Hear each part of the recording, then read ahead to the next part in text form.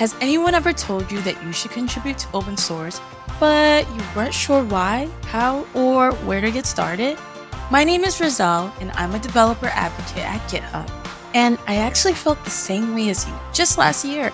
Everyone told me that I should contribute to open source, but I really didn't know what it was. Lucky for you, in this course, I'm going to break down what open source is, how to get involved, and why it matters, with the help of some of my colleagues who I'll introduce you to throughout this course. At the end of this course, you should feel comfortable making your first contribution to open source, and it's going to be really fun, casual, yet informative, just like me. Let's get started. Open source is what is powering the web and helping to advance technology. It's actually so cool. Let's hear more from my friend Fatima about how she defines open source. What is open source? The word open source refers to something that is publicly accessible, a project where anyone can look at the source code, make changes to the design or structure, like fixing a bug or adding a new feature, or remix the project altogether into something new. Today, open source is also a movement and a way of working. It decentralizes the way we build software by making it collaborative and using it to solve problems across industries. Some benefits of open source software include its flexibility and the ability to scale as your projects grow and need more functionality. Some open source projects are also modular, so you can swap out different components as you need different functionality for your project. Open source software is also more secure. There's so many developers looking out for the project, making sure that patches and updates are provided in a timely manner. Some of these open source projects also have dedicated security teams. These are people that keep track of vulnerabilities, patch them, and release those patches when they're available. Using open source also means that your project will be more sustainable in the long term because there's no vendor lock-in or vendor dependency. You can continue to support and grow that project as a part of the community-driven approach. Often, the community will provide tutorials, plugins, and even support for both new users and new contributors to the project. Some examples of open source projects that you may have heard of or even used are Linux, Docker, Drupal, and NPM. There's also WordPress, LaTeX, and Kubernetes. These open source projects bring together developers, designers, product managers, writers, and more from all over the world into a community around the project. And that community of contributors is what helps these projects grow, develop, and succeed. So it sounds like open source is more than just a way to describe software that's publicly accessible. It's also a movement driven by a global community of technologists ranging from developers to technical writers to project managers to designers. They build tools that other engineers and companies take inspiration from to better design and innovate. There's a misconception that open source projects are insecure, meaning they're prone to getting hacked. But as Fatima said, the community of technologists are so dedicated to seeing open source projects succeed, they often prioritize security. There's a few words and phrases that Fatima said that I wasn't familiar with, like decentralization, vendor lock-in, and sustainability. Let's quickly define them so we can get a better understanding. Decentralization, in this context, refers to multiple people collaborating on a project. In this situation, the project's not owned by a single or central person, authority, or organization. Vendor lock-in. When someone says vendor lock-in, they mean a person or organization is quote-unquote forced to continue using a product or service regardless of quality, because switching away from that product or service would not be practical for the company. Sustainability. In this context, it means that the project will be manageable and easy to maintain as the project continues to grow in popularity and complexity. I always flash back to the first time I contributed to open source. That was the day I learned how valuable contributing to open source was for me. Let's talk about why open source was beneficial for me and how it can and will be beneficial for you too. I'll be honest. At first, I wasn't super sure why open source was something I should do. I looked at it as coding for free, and I thought, why would I do that if I already get paid to code? But open source has opened multiple doors for me. It's allowed people to see me as a leader and exposed me to new technologies. I even got to do talks at large conferences because of my involvement in open source. And I used to be really scared of public speaking. Overall, open source accelerated my career. Let me tell you what open source can do for you.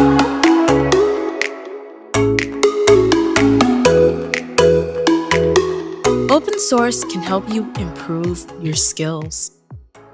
It will expose you to new technologies and best practices that you might not get exposed to at your job or at school. For example, at school, maybe you learn to code in Java, and at work, maybe your team uses JavaScript. But through open source, you can get the chance to learn to build with Rust and WebAssembly. Open source projects are often solving new, innovative problems that you might not come across in your day job. Open source can help you make a positive social impact. You might care about helping others, but in your day-to-day as a software developer, you don't always get that opportunity. There are tons of open source projects that you can get involved in that help those who are dealing with things like food insecurity, housing issues, and much more. Open source can help you build your network. Through open source, you can get the chance to work with and get mentorship from folks who've built various languages and frameworks. Who better to learn from than the creators themselves? It also helps you to expand your network in general, so that if folks ever came across a new opportunity, like let's say a job, they may refer you because they've worked with you and they know how you do really, really good work. Some people have even turned open source projects into thriving companies because their network trusted and believed in them enough to invest. Open source can help you become more well-rounded. Maybe you're strictly an engineer or strictly a designer. But since open source is a place where everyone is learning in public, it's a good opportunity to try something new. You can ask to be a product manager for an open source project and eventually build the skills to become a product manager in your day job. Now that you understand the benefits, let's talk about the different roles within open source. Did you know that open source is not just for engineers? Let's see what other roles exist. One of the most important roles in an open source project is the maintainer. This is what I like to call the CEO of the project. They ensure the project is working smoothly, users are happy, contributors are contributing, and the process is smooth for them. Most of the time, this is the person who created the project, but sometimes the creators of the project may pass the torch on to consistent contributors, or they may ask for help in co-maintenance of the project.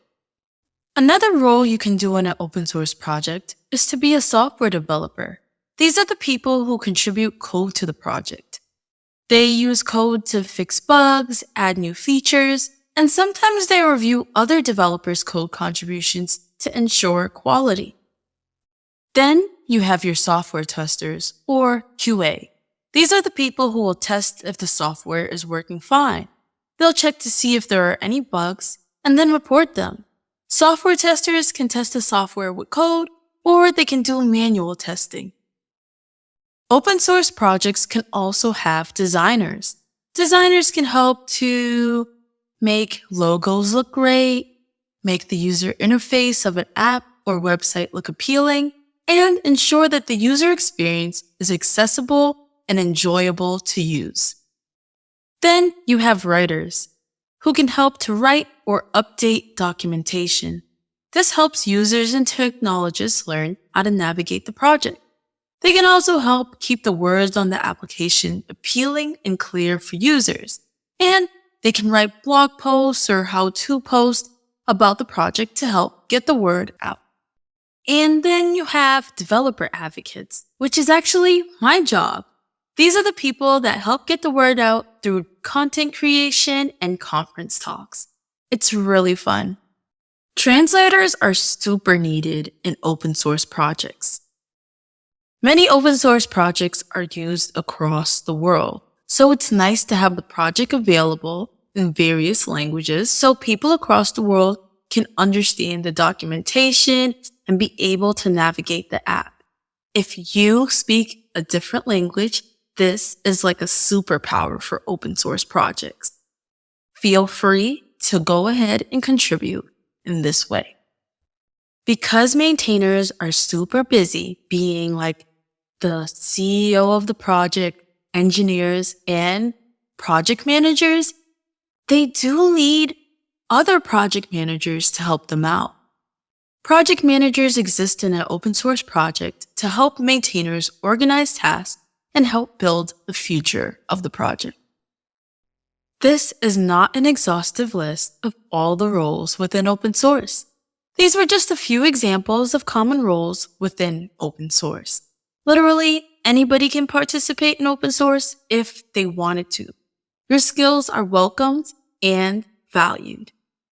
Next, my friend Jay will show us this platform called GitHub that people use to contribute to open source. Let's see what that's all about.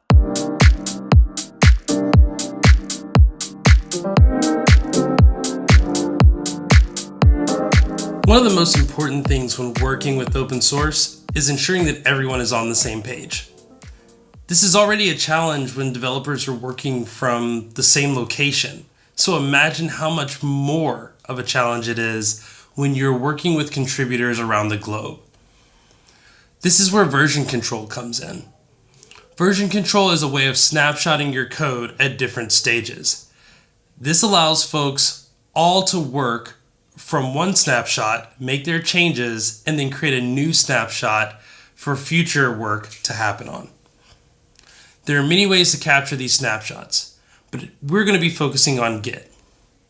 We'll explain more about that in just a bit, but these snapshots have to live somewhere that all the contributors can access. Choosing a host for your code depends on the project's needs and the core maintainer's preferences. There are a few options to choose from, but we're going to be using GitHub for this. That said, the more you work in open source, the more you'll need to familiarize yourself with other hosting services. After finishing this course, I encourage you to look at some of the other options and learn the similarities and differences between them. Before you can start contributing code to GitHub, you need to create a GitHub account. Makes sense, right? Your profile is going to be the basis for all things code, contributions, issue tracking, and more. Over time, your profile will give you insights into what you've been working on, and it'll share some of those same insights at your discretion with others. Let's start by creating our repo. So we'll open our browser and we'll head over to github.com. The homepage has links to lots of information that you can review later, but for now, we'll focus on what's at the center of the page, and that's getting started. Let's enter our email and go from there. Now we'll be taken to the sign-up form where our email should already be entered. If it's not, you can add it. Next, you'll want to add a password. Let's pause here for a second. Remember, this account will have access to all the code that you create, and whoever is logged in will be able to make and propose changes in your name. So be sure that you use a strong password and that you secure it in a password manager. Once your account is set up, you can go and enable two-factor authentication. I definitely recommend doing this, and there will be a link in the course notes on how to do so. Alright, let's continue. Now you're going to create a username. This is your moniker on GitHub. This is how people will know you. And it's similar to a username on Twitter, LinkedIn, or other social media platforms. You won't be using it to post pics, unless that's the project you're working on, but it will be your unique name, so people will know what account is responsible for the work that has been contributed. Once you've created a username, select whether or not you want to receive emails from GitHub. Then you'll need to verify that you're a human and not a bot. It's not that GitHub doesn't like bots, it's just that they don't like bots creating accounts. There are proper ways to interact with GitHub using automation. In this case, GitHub uses a CAPTCHA-like system, and I have to find spiral galaxies. Oh, there's one, and there's the other. Finally, we're sent a one-time launch code to the email that we used. I'll just paste mine in and we should be good to go.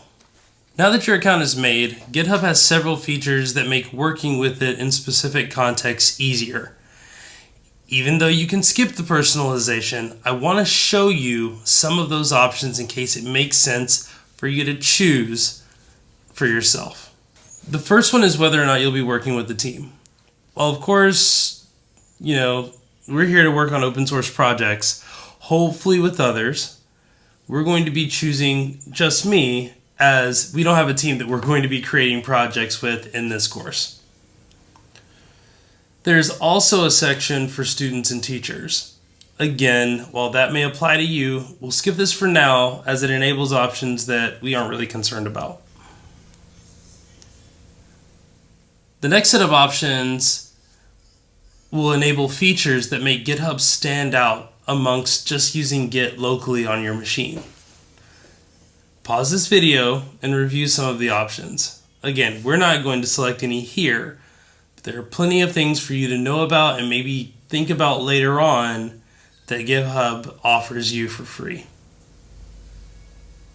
Lastly, you can choose either a free account or a team account. The list seems short, but you get a lot of features with a free account. Most of them were some of those features I talked about on the last page. Choose the free option, and now you'll be taken to your GitHub profile. It's here that over time you'll get information on projects and contributors that you follow, and you'll get some of the insights on things you've worked on and contributed. It's me, I'm back for us to do a little bit of a recap. So thanks to Jay, not only did we learn what GitHub was, we also learned how to create a GitHub account. Developers often use GitHub to store and share their code. While other platforms do something similar, GitHub is one of the most popular platforms to store your code. Currently, it has over 93 million users, and it's free to use. Now, there's something else called Git, but it's not the same as GitHub. In the next video, Fatima will explain what Git is to us.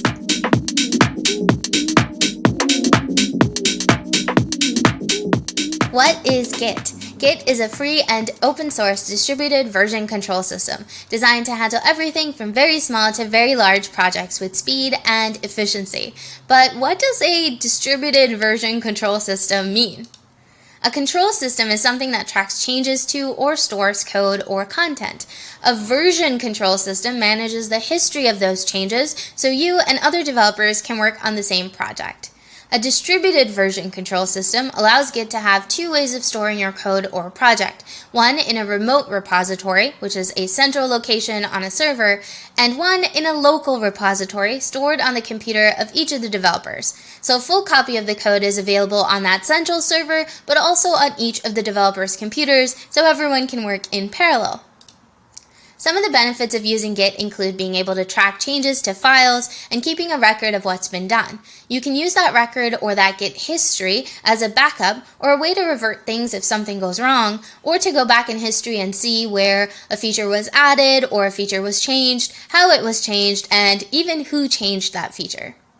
By using Git, you can use the feature and branch workflow to separate and organize your work. So if you're working on a bunch of different features at the same time, and you also have to add a security update or a plugin update, you can branch off the main project and do some of that work on different branches. When those branches are ready, you can merge them back into the main project. It allows you to keep some of your feature work isolated until it's ready to be merged in. The distributed version control system allows each of your developers to work on a project locally, have their own work in branches, and work together in parallel to put out new features quicker and more efficiently as a team. Some of the things that you'll do with Git and the terminology you'll see in this course are on this slide. You'll manage your project using something called repositories, which are a collection of files of different versions of your project. You'll clone or copy a project from the central server to work on it locally, and when you make changes, you'll commit or save those changes to your code. If you're working on different features, you'll also branch off the main project and then merge that branch back into the main project when it's ready. When you're collaborating with other developers who are also making changes to the same code, you'll pull to get their changes from the main project and push to send your changes back up to the main project from your branches and your local computer.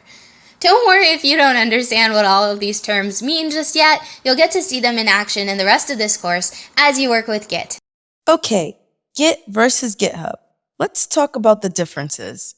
As Fatima mentioned, Git is a version control system. Okay, cool, but what does a version control system even mean? I like to use this example of my resumes to help better illustrate version control. Here in the image, you can see that I have a ton of resumes in my Google Drive. Some are called copy of Bob Simple Rizel resume. Some are called Rizel's resume 4. Another is called Rizel's resume.docs. I made all of these different resumes over the years for different reasons.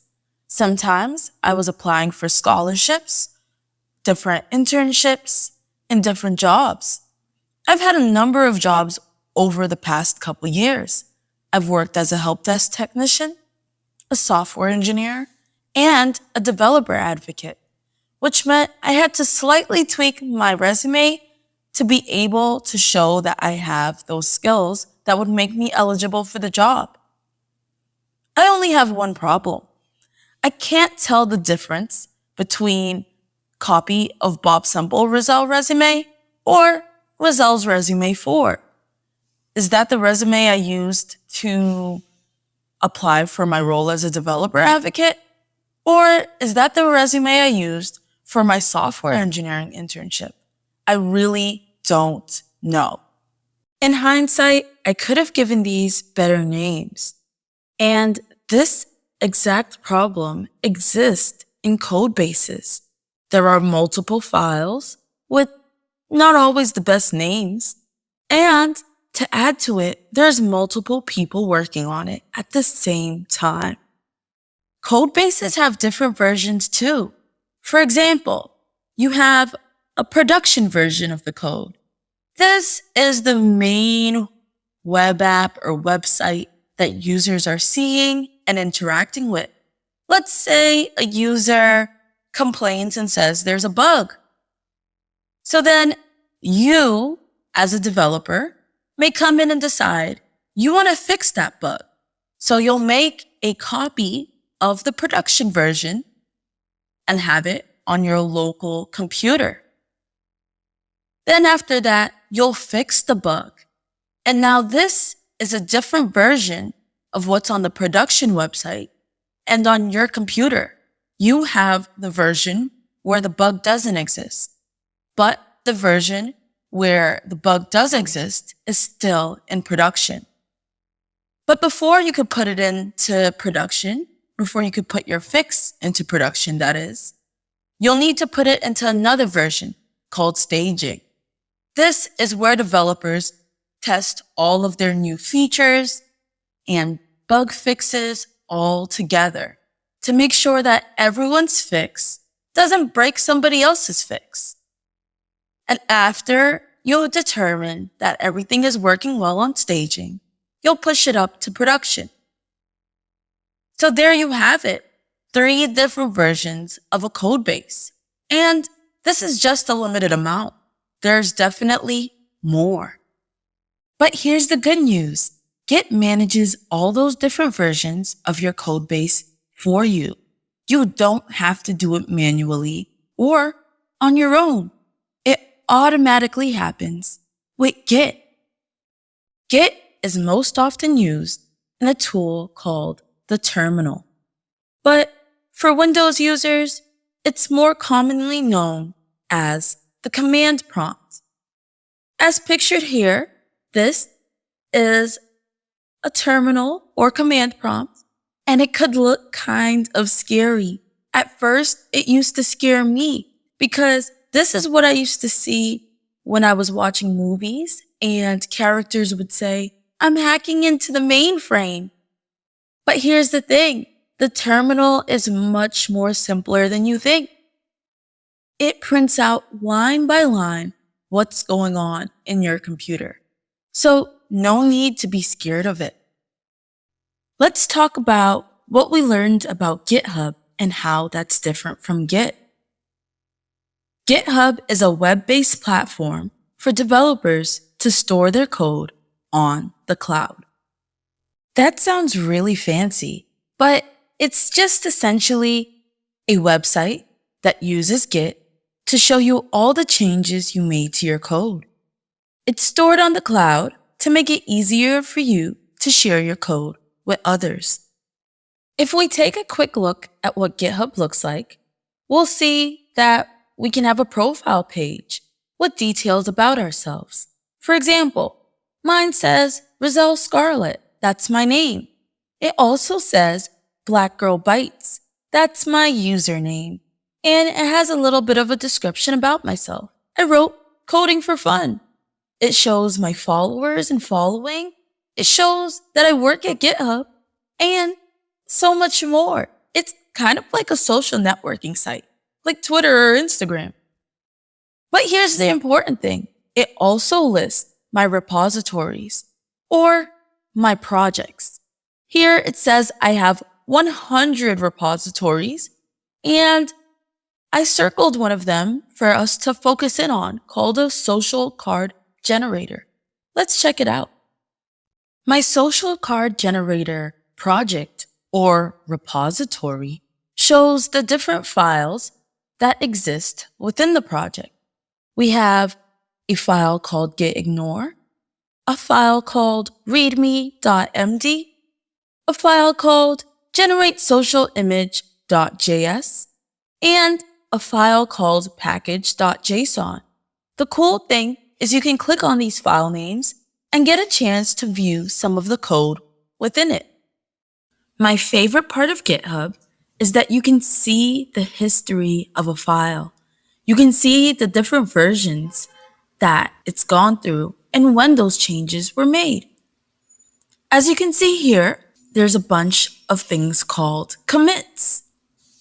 First, on July 10th, MT Foley updated a file called action.yaml. Then, MT Foley also updated a file called readme.md. We also see that bdougie merged a pull request from MT Foley. And then, on January 4th, we see that me, Black Girl Bites, I made a fix to one of the files, and I describe why I made it. This is where Git is interacting with GitHub. You can see the different versions, the different times, the updates, and who made these different changes. The benefit here is that if there was an issue with one of the things that I added to the code, or that someone else added, we could easily go back and remove those changes. Or we can also go ahead and ask someone, why did you make this change? If we don't fully understand the code or why it was added. Okay, I think we might be starting to get a hang of how Git and GitHub work together. If you're still feeling iffy, it's all right. You have your entire tech career to start to get a hang of it. But for now, let's go chat with my friend Andrej to learn how to install Git on our computers. Also, please note that this upcoming tutorial is how to install Git on a Mac computer. If you have a different operating system, we'll have more resources on how to install it in our GitHub classroom.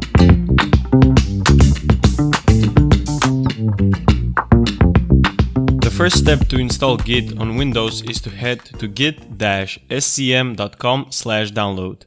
Click on the Download for Windows button to continue. You can either pick the 32-bit or the 64-bit installer based on your machine.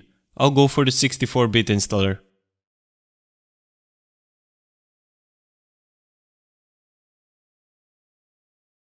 Next, let's click the executable file we just downloaded to start the installation process. The first step of the installation is the information part, where we have the GNU General Public License. After reviewing, click on the Next button. Next, the installer will ask you for an installation location. Leave the default unless you have a reason to change it, and click on Next. Now we arrive at the component selection screen. You can leave the defaults unless you have a specific you need to change, and click on Next. The installer will offer you to create a Start menu folder. Simply click Next.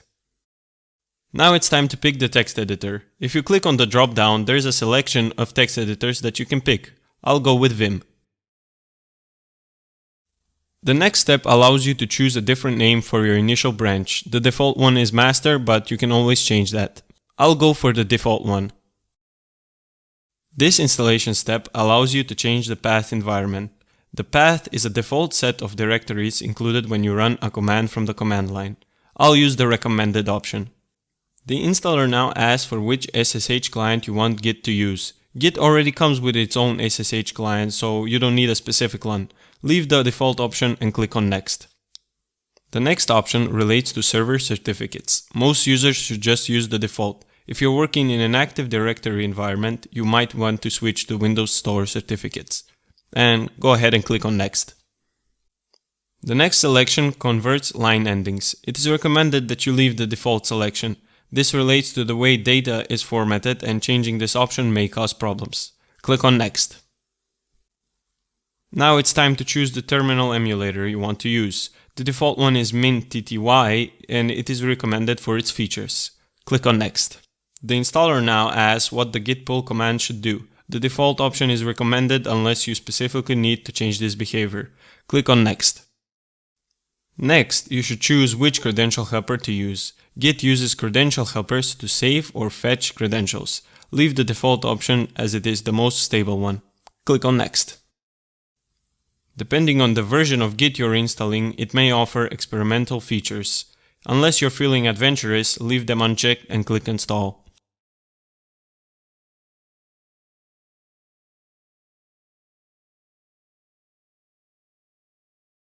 And this is the last step. Click on the Finish button to complete the installation.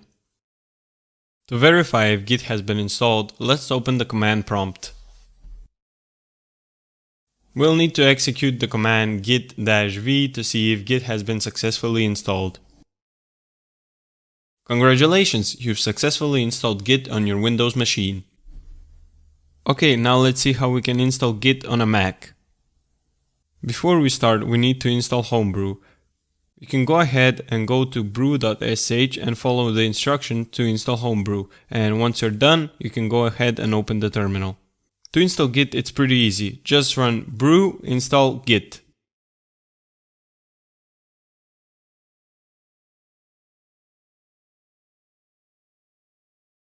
To see if Git has been installed successfully, run the command git-v to confirm the installation. And just like that, you've successfully installed Git on a Mac. Thanks, Andrej, for showing us how to install Git. Now we'll hear from Lazar about how we can use Git to push our code to GitHub.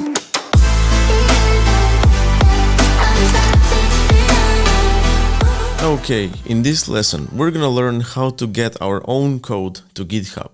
Put it out in the open. Help the world with our invention.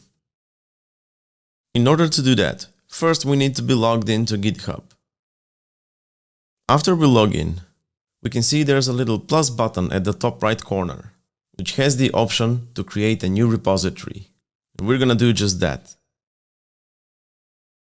Now we're presented with a Create New Repository screen. Let's break it down. The first section gives us the option to pick a repository template. Repository templates are a special type of repositories that can help you scaffold your own project. In my case, I have the Chakra UI design system starter and the open-sourced goals template. For example, if I were to build a new design system, I would have used the Chakra UI design system starter, so I don't have to do everything from scratch. But in this case, we will not pick any templates. The next section is the owner, repository name, and the optional description. With the owner select, you're configuring if you should be the owner of this repository or any organizational account that you're part of. If you're new to GitHub and you don't belong to any organizational accounts, the only option would be your account. Then we have the repository name field. This is where you input your project name. And optionally, we can also provide a description as to what our project is. Next, we can control the visibility of our project. By default, it's public, but we can also set it to private. This option can be changed later. Let's keep it at public. In the next section, we have the option to initialize our repository, but there's an important message. Skip this step if you're importing an existing repository. That means if we already have an app that we would like to publish on GitHub, we should skip these steps. If we're just starting out our projects, we have the option to add an initial README file, add a gitignore file, which is a file that configures which files should be tracked and which should not, and we can choose a license. The license file tells others what they can do and can't do with your code. So let's say we already have an app that we would like to push to GitHub. We're going to name the repository My App. We can give it a description. My app is a serious app that is mine. We're going to set it to public. And because we already have a project, we're going to skip these steps. Then we'll create a repository. On the next screen, we can see 4 instructions. The first one is, if we've done this kind of thing before, we know what to do. We can clone our repository and start our project. If we don't have something locally, we can create a new repository from the command line, from the terminal. We can push an existing repository from the command line, which is what we're going to do because we already have an app. Or we can import a code from another repository. Let's explore the third option, pushing an existing repository from the command line. If I open my terminal, we can see that I already have a project that has a README and the project files. I want to get this project on GitHub. So we need to follow these 3 commands. First, we need to add the origin, which points to my account / my new repository. So we're going to enter that command. Then we're going to branch out or create a new branch called main. And then we need to push everything to that branch. After this command ends, we can refresh this page and we can see that my app now contains all of the files from my application. And that's how you get your code on GitHub. It's recap time. In this recap, I'm going to go over some of the Git commands that would be helpful to remember. But keep in mind, you don't have to memorize these. Oftentimes, I just go to Google. Let's start with Git status. This helps you to understand the status of your files. Have they already been added to GitHub? Did you make a change in them recently? Are they new? That's what Git status is for. And then there's Git add. This helps you to add a new or changed file to be pushed up to GitHub. And then there's Git commit-m. The first part, Git commit, helps you save the changes you've made. But then the -m flag stands for insert message. And this is where you can add a note of why you made those changes. And last, but certainly not least, is git push. This helps you to push all your changes and new files to the GitHub repository. If you don't do this, the files on your local computer and the changes on your local computer won't be reflected on GitHub. And now, for the moment we've all been waiting for, how to find an open source project that you can contribute to. This will be hosted by my friend, Dan.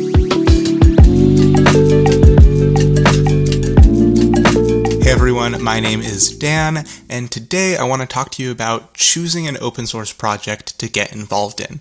The easiest way to do this is to choose a project you already use that's looking for contributions. This puts you off on a great start because you know a lot about the project coming in. So for example, I was using this really cool math text editor, and I wanted to see if I could get involved, change anything. So I went to the website, went to the GitHub, and I sort of saw that they have a Slack, and so I made sure to get into that. It's really important when you want to get involved in a project, not just to hang out on GitHub, but hang out where the contributors are hanging out, in this case, their Slack. So that's one way to find a project. Another way, if you aren't really sure if any of the projects you already use are something you want to contribute to, is you can actually go to GitHub and search by language. So if you want to contribute to a Python project, you can search language Python, but that doesn't help us that much immediately. We have a lot of old projects here, and also I might not be interested in them, so I like to narrow it down by interest. So maybe I put game engine, and now I'll see some Python game engines. A lot of these were updated recently, and I can even sort by recently updated to make sure that all the options are recently updated. This one has a bunch of stars, so I know there's a lot going on, and looks like it might actually be a game, not just game engine. I'm not sure, but you get the idea. You can go on GitHub, search by language, and find a brand new project you've never heard of and see if it's something you want to contribute to. The other way you can find a project is by getting involved more on the community side. You can see what the broader community is talking about by subscribing to newsletters like This is JavaScript Weekly. I can see that there's a bunch of new releases here. Maybe those might interest me. There's lots of blurbs, so I can sort of see what is going on. I can read articles. So dev.to has lots of articles about people working on open source, and those can raise awareness for you of projects you might want to get involved in. I got involved in Solid.js by reading some of Ryan Carniato's articles on dev.to and thinking to myself, hey, is this a community that might have a spot for me? So I went to the Solid website. Again, I went into the Discord because I wanted to hang out where everyone else was hanging out. And eventually I realized that the docs needed work, and I started contributing to the docs. So this gives you a sort of way in to open source where you can first sort of check out the community and then check out the code, because a lot of the times the community is the most important thing for having a successful engagement in an open source project. So I hope that helped, and good luck. Whoa, there are so many ways to find new projects to contribute to. I wrote down some key notes. So 1, we can find projects by thinking about tools that we already use. A lot of the tools we use today are open source, and you can contribute to them. Or you can search on GitHub for keywords like different programming languages that you're familiar with. Or you can subscribe to newsletters and read blog posts to learn what developers are excited about. It's also important to interact with contributors and maintainers on Slack, Discord, GitHub discussions, or whatever platform the community is using to communicate. They will help you to answer your questions and help to build your network. Now that we found a project, we should learn how to navigate the project by reading the contributing guideline. On the front page of a project is a README. This describes how to use the project. Projects also have a contributing guidelines document, which might be linked in the README or in the list of files on the GitHub repository. The existence of contributing guidelines is a good indicator that the project is welcoming, inclusive, and well organized. The contributing guidelines exist as a sort of frequently asked questions document for potential contributors. It explains how to contribute, formatting rules, and much more. If you have questions about the project, it's probably in the README or the contributing guidelines. For me, reading the contributing guidelines helped to give me confidence in knowing how to contribute. Don't skip it. And if you see something missing in the README or the contributing guidelines, you can reach out to the maintainer and ask to add the missing information. Remember, updating documents counts as a valuable contribution because you're helping make it easier for others to contribute as well. In the next video, I'll show you a little bit more about contributing guidelines.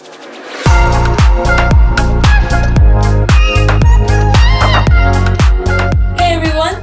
Today we're going to talk about reading the contributing guidelines to figure out how to contribute to a project once you found the project that you're interested in. So here I'm sharing. Well, I like this one. You'll see a whole bunch of different files and folders that you're like, okay, cool. These are the files and folders that are located inside of the project and get the project working. But you'll also see a file on the front page called a readme.md. A readme is like a user's manual where it'll talk about why the project exists, and it may give you a little bit of instructions on how to set it up. So after you read a little bit of a description on what virtualcoffee.io is, it's a laid-back conversation with developers twice a week. Anyone can join. Nice. Please take a moment to read our code of conduct. Then it'll talk about the technologies that the project's using, and then it'll talk about how you can set up the project. So it gives you step-by-step. You can follow these steps of forking and cloning the repository, navigating to the repo directory, and installing different dependencies. And they walk you through it one by one, and you can go ahead and copy and paste a lot of these commands into your terminal. But that's not what we're here for. Yeah, we're here for the readme.md, and after you do all that setup, you'll need to use it. But we're really here to talk about the contributing guidelines. Now, that is a file that's located within the repository, and it may be called contributing.md or contributors.md. It sometimes changes from project to project, but you'll have a good indication if it talks about contributing. So you're going to go ahead and click that.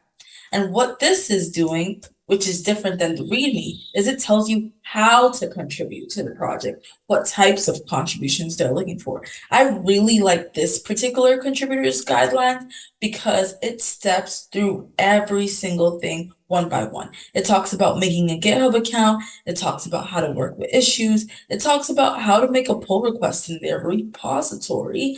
And it talks about how to wait for someone to review your code. So go ahead and read these, y'all, because this is going to give you the secret sauce on how to contribute to that particular project. It will change per project because every project is different. So do not skip this part. Now that we read the contributing guidelines, there's one more document that I think we should take a look at. It's called the Code of Conduct. It essentially establishes how other contributors and participants should behave within the open source community. Having a code of conduct ensures that it's safe for others, but it also helps you know that the project and community will be safe for you too.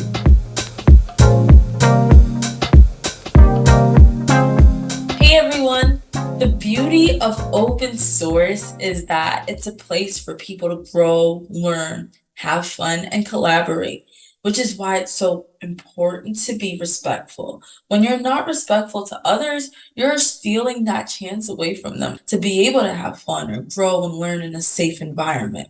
Imagine if someone is new to an open source community and you're being rude to them. That can turn them off maybe from coding or maybe from open source, and you don't want to do that, right? On the other hand, if you're dealing with someone or interacting with someone who has a big influence on the developer world, that can make you lose a couple opportunities or make you have a little bit of a bad name and burn bridges. You want to be able to leave a good impression on people because that can take your career far. And it's just nice to be nice. So that's why people have created a code of conduct. And let me not forget, the last most important person to be nice to is the maintainer. Maintainers are doing so much for our community.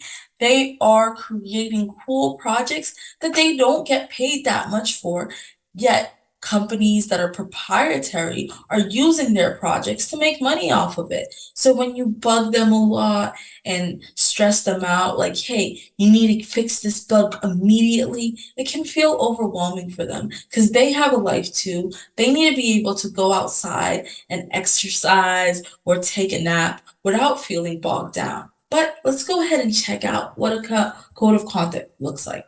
Now, having a code of conduct is a good indicator that a project is welcoming, inclusive, and organized. So you want to look for this in projects. So here in virtualcoffee.io, we have a code of conduct, and it talks about their standards on demonstrating empathy and kindness towards each other. They don't accept trolling, insulting, and derogatory comments, and they talk about how they enforce different responsibilities, how they care about privacy, what they would do if you broke those rules, and those should be across the board to every contributor, even the maintainer. If the maintainer was to break one of these rules, they are to be held accountable. So go ahead and read those code of conducts and go ahead and follow those so you could be a good citizen of the open source world. Following the documentation to understand how to navigate the project and get your code running is called onboarding. It's good practice to also document your onboarding experience. In the next video, my friend Ramón will explain how and why. When we develop software, we spend a lot of time reading, writing, evaluating, discussing, and understanding our code bases. But over time, these code bases, we kind of get lost in them, and we kind of lose perspective of what it's like to come into that code base for the very first time and get started. And this happens to us on a regular basis. I can tell you, code that I've worked on a year ago, or even 6 months ago, I go back to it and I need to be onboarded back into it. I need to spend some time getting acclimated to that code base.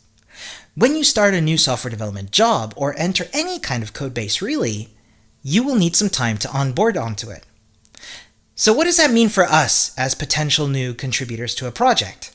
Well, that's where our fresh perspective is going to be so valuable and I guarantee highly appreciated by maintainers. Because we can come in, try things out for the very first time, and start asking questions. Because oftentimes, as said, we lose oversight of what's clear and what's not. Especially if this codebase has been around for a while, things might have changed. For example, newer versions of operating systems mean that some of the getting started instructions are out of date. Maybe some of the links are broken. Maybe you're trying to develop this and contribute to this project in the cloud, which up until recently wasn't as commonplace, let's say that. So how can you do this? Well, you can write it up. One thing that I love doing that I can highly recommend is recording myself. Just hit record on my screen and just talk out loud into the microphone, saying what I'm doing, explaining the steps. This is also great practice, by the way, for, how to explain things, because one of the most important skills that we have as software developers is communication. So once we've gone through this onboarding process, once we've documented stuff, we might run into some problems or might even have some questions that we might have for the maintainers. And these questions are going to be super valuable for the maintainer, because then you could take it to them and say like, hey, I noticed these couple things. And then you start building something together with the maintainer that turns into a potential first contribution, such as a frequently asked questions or FAQ section Now you've got those answers. Or perhaps that project does not have a getting started section of the documentation, a set of steps to tell someone, copy this command and put it in your terminal or something like that. And now you've got it. How valuable is that? I think we're equipped to start contributing now. The first step is to pick up a task. In open source, tasks are referred to as issues. Open source projects have special issues for newcomers. These are called good first issues. Hey everyone, today we're talking about good first issues. Now you may be wondering, what is that? I've heard of that before, maybe not. But whether you've heard of it or not, I will tell you what it is. These are labels that people put on issues or tasks within an open source project that are good for newcomers, people who don't have much knowledge about the project. Maintainers have labeled this issue saying, you know what, even if you had zero knowledge about my project, I think you might be able to do this, and I created this issue so that you'll be able to get some experience within my project. So here's one way of how to find them. If you find a repository or project that you think is cool, you can go ahead and go to the project. Here I'm in this project called Open Source. And when I go to the issue tabs, I'll see a whole bunch of issues, 24 issues to be exact. Now, if I wanted to only see the issues labeled good first issue, I will click this label tab or label drop down, and I will filter for good. And there it is, that label, good first issue, pops up. And it says that this project has exactly 2 good first issues, and I'm able to maybe pick up one of them. So I'll go ahead and click it, and I'll be like, okay, cool, maybe I want this. Another thing that I do that not a lot of people know about is there is a Twitter account called Good First Issues. And what it does is every time someone within any project labels an issue a good first issue, it gets tweeted out, and you get a chance to see, maybe this is something I want to do or something I want to check out. I hope that helps. Just one note. Assigning an issue to yourself varies from project to project. Most projects ask you to comment on the issue that you wish to work on. After that, a maintainer, moderator, or project manager will assign the issue to you. But that's not the case for every project. My best advice is to read the contributing guidelines or ask the open source community how to assign the issue to yourself. Also, I'll be honest, sometimes when I pick up an issue, I struggle a little bit, and I sometimes need help. Is it okay to ask for help? And how do I do it? Ramón will show us in the next video.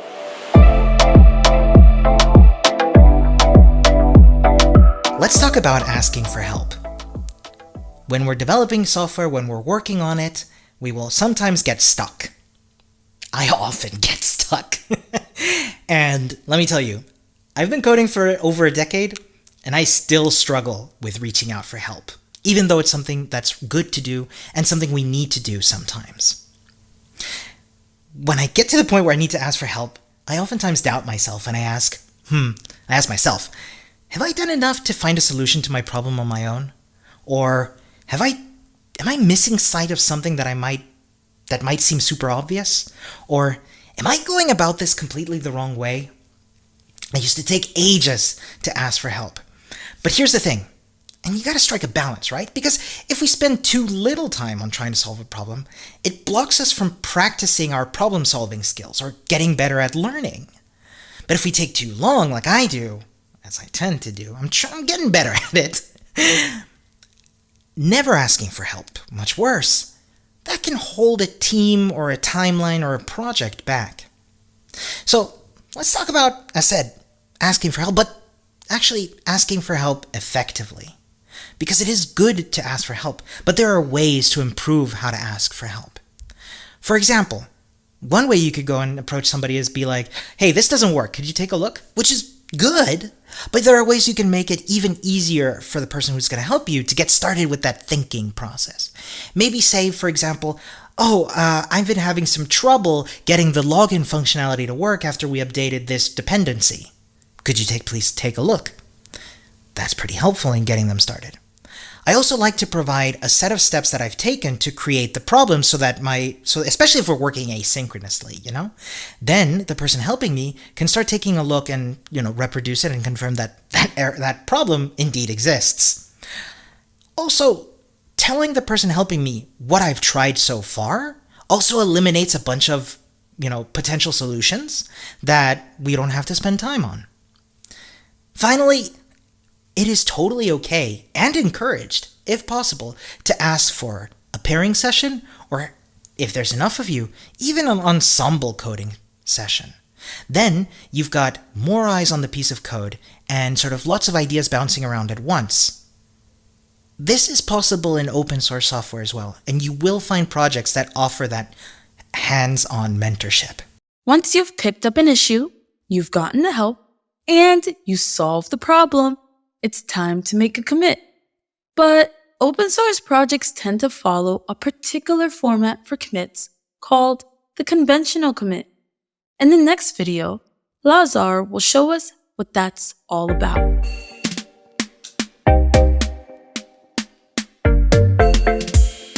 It's time to learn about conventional commits. This is an important specification for any software engineer out there, not just in open source. So conventional commits is a specification for adding human and machine readable meaning to commit messages. Let's dive in. In summary, the conventional commit specification is a lightweight convention on top of commit messages.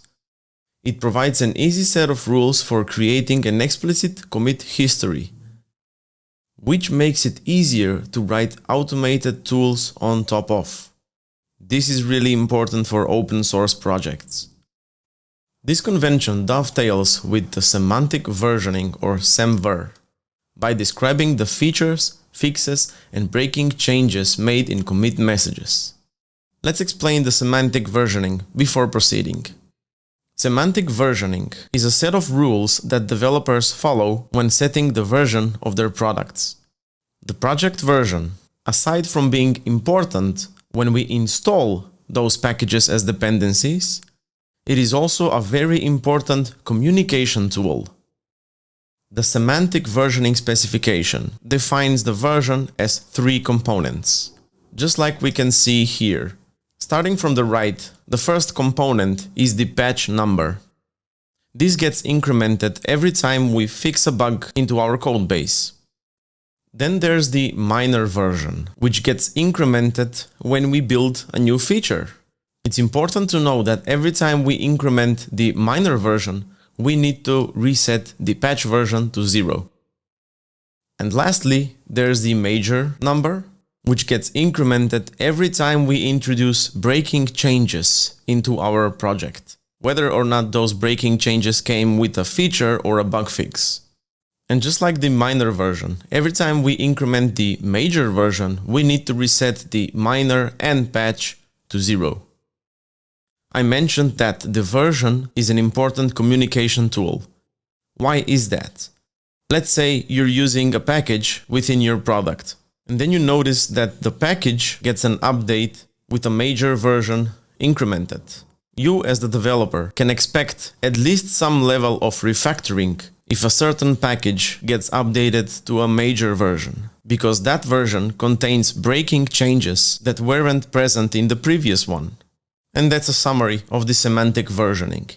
If you want to dive deeper into the specifics, you can follow the link in the summary section. Let's proceed with the conventional commits. By the specification, the commit message should be structured as this. We write the type of the commit. Optionally, we add a scope where the changes happened. Then we add a colon and write the description of the commit message. In another line, we can optionally add the commit body and the commit footers. So this structure contains a few key elements.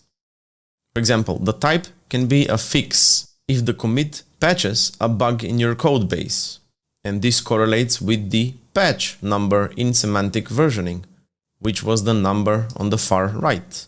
The type can also be a feature or feat in short if the commit introduces a new feature to the codebase, and this correlates with the minor number in semantic versioning, which was the number in the middle. Then there's also a breaking change, a commit that has either a footer breaking change or an exclamation mark after the type or scope introduces a breaking API change. And this correlates with the major number in semantic versioning, which was the first digit. And as we mentioned previously, a breaking change can be part of any commits of any type. Other than fix or feat, the type can also be build, chore, CI, docs, style, refactor, etc. To practice this, I've created 4 examples for us. Let's take a look at them. The first example is added a new props table in each of the components documentation. We need to write the commit message for this type of work. So let's begin. First, we see that it's a change in the documentation. So, as the commit type, we can write docs. We can skip adding a scope for now. After we've added a type, we can write the commit description. And that is, for example, new props table in component documentation. And this commit message is clear enough. Let's move on to the next example. Fixed a bug in the variant prop, but also introduced breaking changes by deleting an existing predefined variant. Okay, this is an interesting one. First, we see that we have fixed a bug. So the type of this commit would be fix. And we can see that we are also introducing breaking changes. So we can add an exclamation mark to grab the attention. We can skip adding the scope, and now we need to write the description. The description can be, for example, custom variants options in variant prop. But because we have marked this commit as a breaking change, we need to explain that. So in the footer, or in a new line, we will write breaking change, deleted predefined variant outlined, for example. So in order to fix the custom variant options in variant prop, for some reason, we needed to delete the predefined variant outlined, and other people could be using that variant. So we must mark this as a breaking change. Okay, let's try something simpler. Added support for German language. Okay, this is not a fix, so we can mark it as a feature.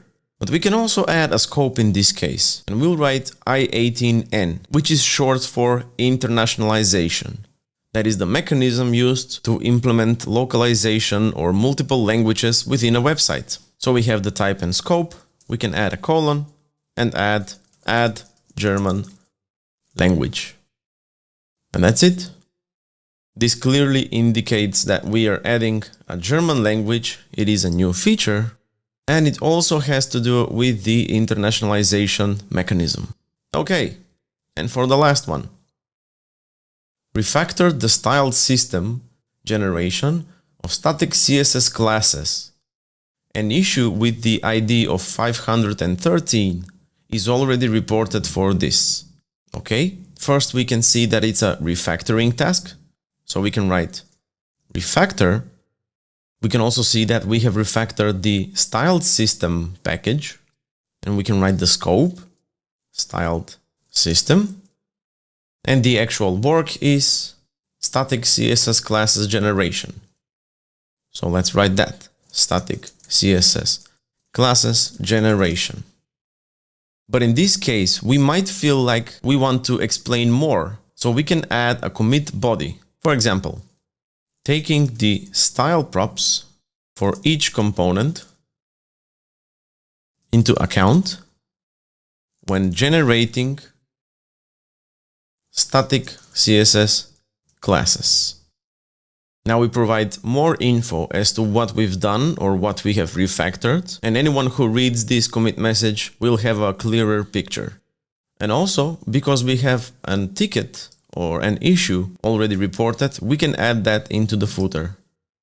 So we'll add a new line and we'll say fixes, and then 513. And that's about it.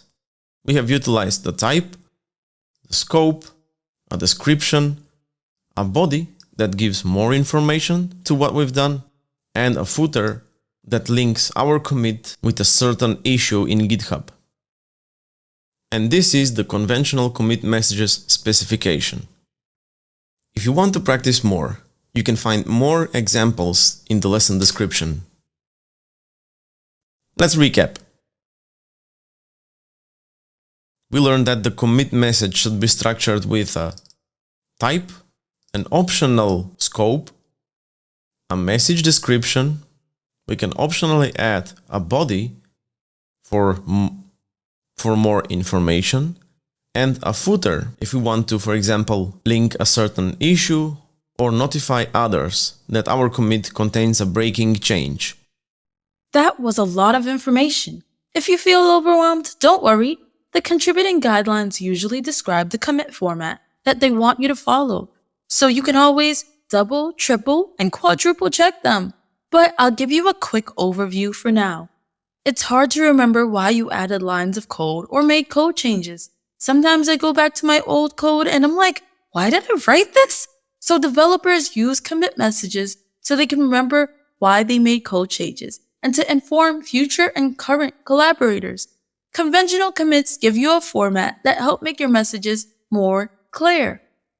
This practice of writing conventional commits helps to show what type of change was made, and it makes it really easy to put together release notes. When a new feature is added or a bug is fixed and released to the public, whoever is responsible for the release will publish a summary of all the significant changes. Writing concise yet clear commits helps users, release managers, and other developers, and even yourself. If you want to learn more, I'll echo Lazar in saying check out conventionalcommits.org. Okay, after I commit or save my changes, I'll push those changes to my branch on GitHub. Then I'll open up a pull request to have my code reviewed by my peers. Lazar will explain more on opening a pull request, also known as a PR, or sometimes called an MR, which stands for merge request.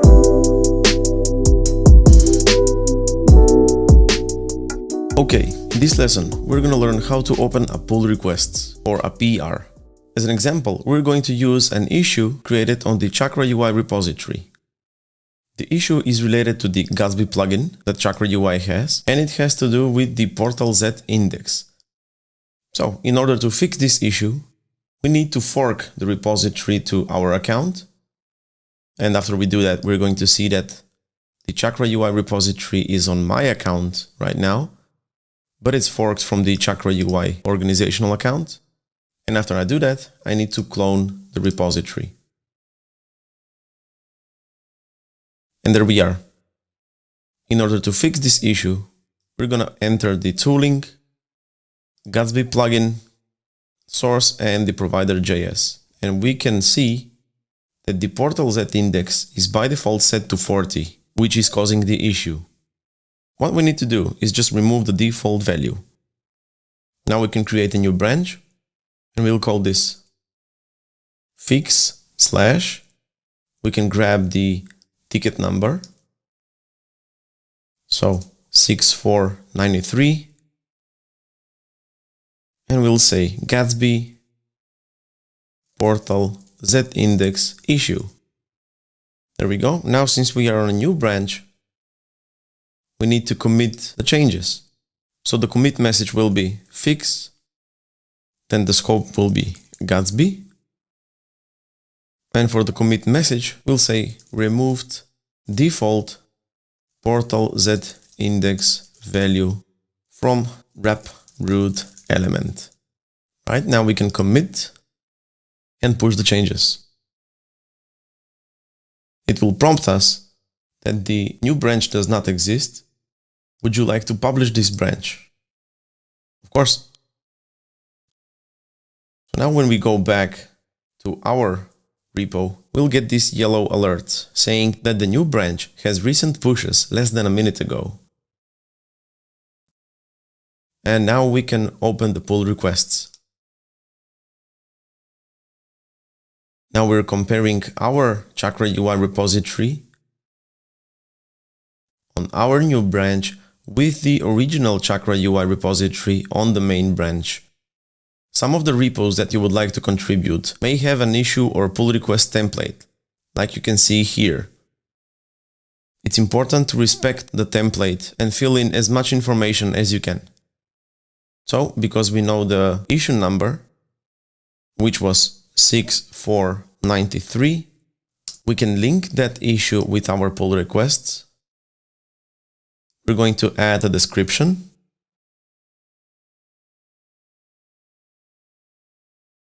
Then we can provide some information on the current behavior. We'll provide the new behavior or what has been fixed. And then we can say if this is a breaking change or not. Any additional information can be placed here, but we'll skip that for now. Before we open the pull request, it's good to review our changes to make sure that everything we have intended to do is here. And then we can create the pull request. And that's it. This is how you create a pull request in GitHub. Okay, after you open up a pull request, you might see something called CI/CD bots or GitHub actions running in your pull request. And it kind of makes you wonder, why is this happening? In the next video, my friend Monica will explain what those are and how they work.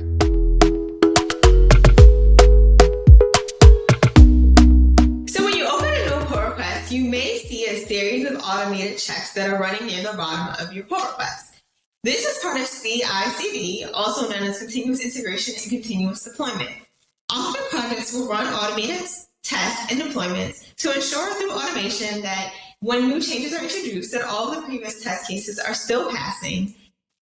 And this allows the chance of regressions or bugs being introduced into a project being reduced, while also being able to still regularly release a project.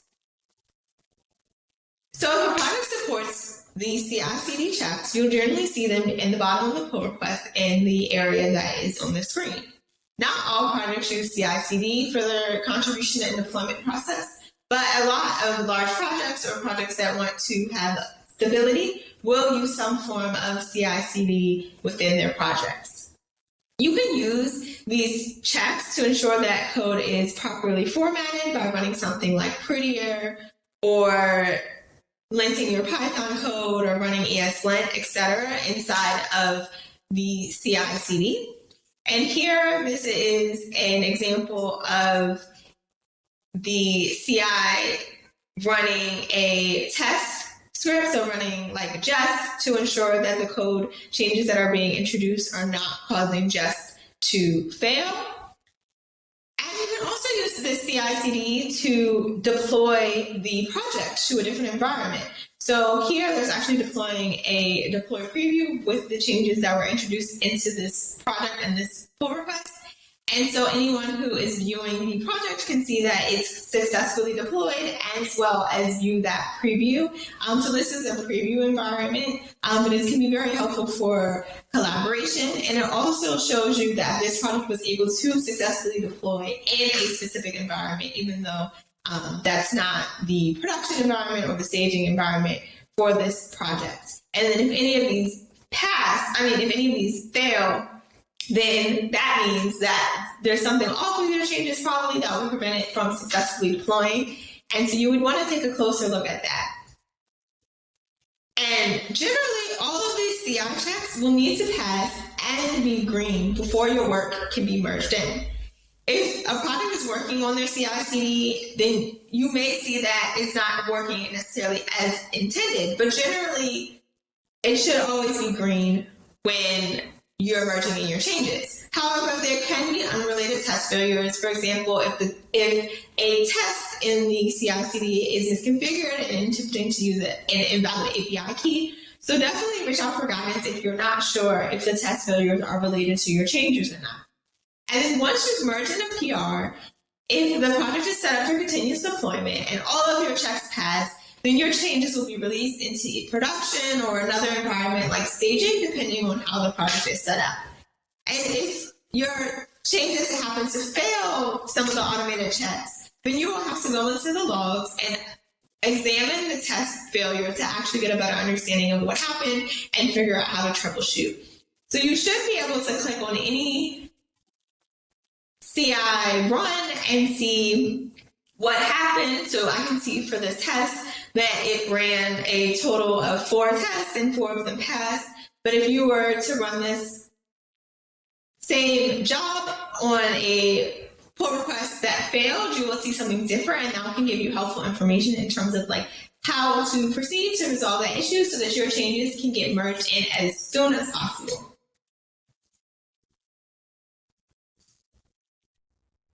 After you open up a pull request, the next step is to have someone review it.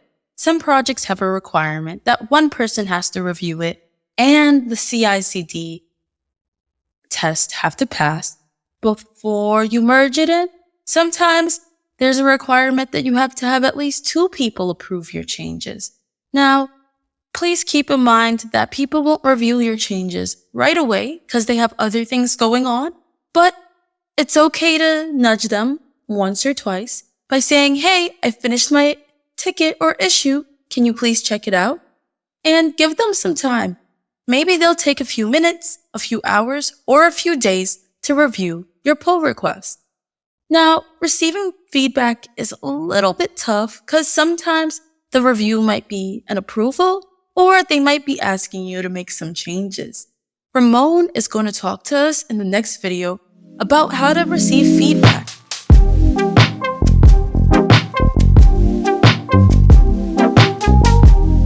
Let's talk about receiving feedback in open source. Cause I don't know about you, but sometimes for me, just the word feedback can get my heart racing. Especially if I'm getting an email where a maintainer from a project is requesting changes on my pull request. It can be scary. And I don't want to discourage you, but I don't want to be naive either. Sometimes you will get negative feedback on your pull requests, and especially towards the beginning of your career in open source, this can be highly discouraging. However, I want to press, strategically intentioned, constructive pull requests are oftentimes highly appreciated by maintainers, and furthermore, help an open source project thrive. Besides, if I may ask, have you ever received a pull request? No matter if it's a big or a small project, I find this exhilarating because it means that somebody got so much value out of a project I worked on that they want to come back and help me make it better. Isn't that amazing? And I'd love to share a story if I may. My first pull request did not get merged, but I got some magnificent feedback on it. It was for a plugin to the coding editor Atom. This was many years ago. I think it was 8 years ago. It was amazing. It changed my life. So, regardless of whether the feedback is destructive or constructive, here are some tips on how to receive feedback in a way that benefits you, the maintainer, the open source project, and the overall tech community. First, it's worth bearing in mind that giving feedback is a skill. That said, the maintainer of the project giving you that feedback, you know the saying, the audience wants you to succeed, the maintainer wants you to succeed as well. They want the project to thrive, they want the piece of code that you're contributing to thrive, they want you as a contributor to thrive. Second, this is an opportunity for both you and the maintainer to share knowledge.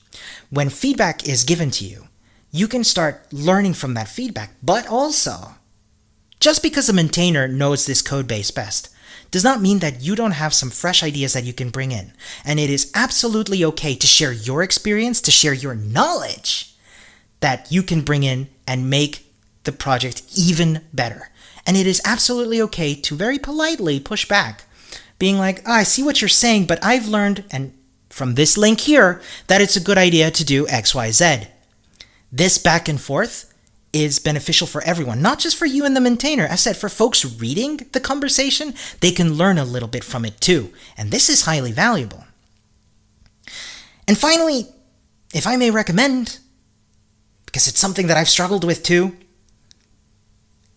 you and your code are separate entities. It's so easy to get emotionally attached to your code and to see it sort of, examined at the most molecular level can sometimes be quite scary and sometimes be quite negative a feeling. But remember, especially as you gather experience in open source, you will come back to that code and have no emotional attachment to it. Maybe even you look at it and say, gosh, what was I thinking? That's happened to me so many times. So yeah, go out there and receive feedback, and believe me, it'll be great. Okay, y'all, I am so proud of you. In less than 2 hours, we learned so much about open source. Now, it's your turn to open up a pull request. In the next video, I'll guide you through opening up a pull request in the All-In for Open Source repo. All right, my little open source experts, you are almost done with this course. So the last thing I want you to do is be able to open your own pull request within a GitHub repository. This is required for everyone for the completion of this course. So the first thing you want to do is you want to head on over to github.com/all-in-open-source. And once you do that, you'll see this. You'll see the words all in this logo. Click repositories and go ahead and click your year. For the year that we're recording this for is All In for Students 2023. So I'm going to go ahead and click that. And what I'll see is this README file. The goal here is to add our name, our school, and our favorite quote to this README. As you can see, I already added myself, but for the purposes of this demo, we will make up a fake student to add to this README, just so you'll be able to follow along or pause or replay this video and do it on your own. So once I'm in here, what I'm going to do is I'm actually going to open this up in a web editor, y'all. Super fun stuff, right? So I'm going to go ahead and click this readme.md file, and at the little pencil icon, I'm going to click open in github.dev. So what this is doing, it's opening a Visual Studio-like code editor inside of my browser. I know, right? Super cool. So as this loads all the files I need, I'll realize, okay, cool. I want to add my name. So what I'm going to do, I can just go ahead and copy and paste this just for time's sake. And I'm going to put the name as fake students. The school will be fake school. And the quote will be fake quote. Of course, for the real thing, you don't want to put fake. You want to put your real name, your real school, your real quote. And then I'm going to add 3 dashes, 1, 2, 3, to separate my name from everybody else's. Once I do that, I'm going to go ahead and click this source control button, and I want to create a new branch so I'll be able to open up a pull request. So I'll click create new branch, and I'll name it add fake student. So you'll put your name to README. Cool. And I'll press enter to add it. So then it's going to ask me to switch that branch. And that's exactly what I'll do. And to ensure that you actually did switch to the new branch, in the left-hand corner here, it'll say the branch name. And there it is, the branch that I just made, add fake student to README. Great, so you've done that part. Next thing we want to do is we want to go ahead and push this to the repository. Here, I can go ahead and add a commit message. So I'm going to say added Rizel, or added fake student to README. This is a message just explaining why you made a change. And then I'll just click this check mark. Check. And it says that it's been immediately pushed up to that branch. So once I've done all that, we're going to go back over to github.com/allinopensource/allinforstudents 2023, that original repo that we were at. And we'll see that it noticed that we pushed up a new branch with some new code. So what we're going to go ahead and do is compare and open a pull request. Awesome. We have this. We just want to check all of the changes we made. So yes, I did add a fake student, and I did say they were from a fake school, and this is their fake quote. So perfect. Things are looking right. And then inside of here, I do want to leave a message. And this message will say, in this pull request, I've added, and I'll say the name of the student, fake student. Please remember that all of these things are required, or else you won't be able to merge your pull request. So you're going to go ahead and click create pull request, which is super perfect. And once you've created that pull request, you'll see some GitHub actions and checks being run. We can go ahead and check how this is going in the actions tab. And looks like it passed. Once I go to check PR, I'll see that all of these things passed. And what this is looking for, it's looking for a couple things to be right. We can check out what it's looking for. It's looking to make sure that inside of that pull request body, it says in this pull request I've added, it's looking to check to see that you've actually followed the formatting of using the name and the colon, and so much more. So once all of those tests are passed and you get a little green check mark, you can go ahead and click merge pull request, and you'll be added to the readme.md. Wow, and that marks the end of this course. OMG, I'm a little sad to be leaving y'all, but I'm happy that this marks the beginning of our amazing journey into open source. While it may seem a little intimidating, the positive thing about open source is that technologists often participate in open source projects to build their skills and community. So you don't have to worry if you don't know everything. You will learn it over time, and the community is here to help. Let's recap what we've learned in this entire course. 1. We learned that open source is a way of making code publicly available. Now, other technologists can read the source code and many times contribute to making the project better. We also learned that there are different roles in open source projects beyond developer. All skill sets are welcome. GitHub is a platform that developers use to store their code. Git is a tool that developers use to manage their code. Practice using Git and GitHub together to save and edit your code. You will get feedback from peers and sometimes bots on your code, just making sure that your code's not going to break anything in the code base. And there's no need to be embarrassed when they ask you to change something. Embrace the feedback because it will help you grow. I want to give a big thank you to Jay, Fatima, Lazar, Ramón, Andrej, Dan, and Monica for helping us create this course. These are my friends that work at various companies like GitLab, Sentry, Microsoft, Suborbital, Astro, Codechem, and Newzella. They brought us content from all over the world, ranging from the United States of America to Macedonia. They're a small representation of the diversity that you can find in open source, and I truly appreciate their contributions to this course and to open source. I also want to thank you for participating in this course and staying engaged. I can't wait to see you grow. Happy open sourcing! Bye!